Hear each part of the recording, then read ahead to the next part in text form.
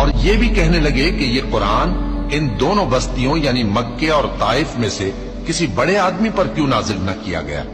کیا یہ لوگ تمہارے پروردگار کی رحمت کو بانٹتے ہیں؟ ہم نے ان میں ان کی معیشت کو دنیا کی زندگی میں تقسیم کر دیا اور ایک کے دوسرے پر درجے بلند کیے تاکہ ایک دوسرے سے خدمت لے، اور جو کچھ یہ جمع کرتے ہیں تمہارے پروردگار کی رحمت اس سے کہیں بہتر ہے۔ اور اگر یہ خیال نہ ہوتا کہ سب لوگ ایک ہی جماعت ہو جائیں گے تو جو لوگ اللہ سے انکار کرتے ہیں ہم ان کے گھروں کی چھتیں چاندی کی بنا دیتے اور سیڑھیاں بھی جن پر وہ چڑھتے، اور ان کے گھروں کے دروازے بھی اور تخت بھی جن پر تکیہ لگاتے ہیں، اور یہ سب چیزیں سونے کی بھی بنا دیتے۔ اور یہ سب دنیا کی زندگی کا تھوڑا سا سامان ہے، اور آخرت تمہارے پروردگار کے ہاں پرہیزگاروں کے لیے ہے۔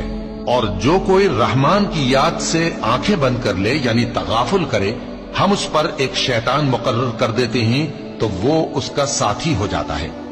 اور یہ شیطان ان کو رستے سے روکتے رہتے ہیں اور وہ سمجھتے ہیں کہ وہ سیدھے رستے پر ہیں، یہاں تک کہ جب وہ ہمارے پاس آئے گا تو اس شیطان سے کہے گا کہ اے کاش مجھ میں اور تجھ میں مشرق و مغرب کا فاصلہ ہوتا، تو برا ساتھی ہے۔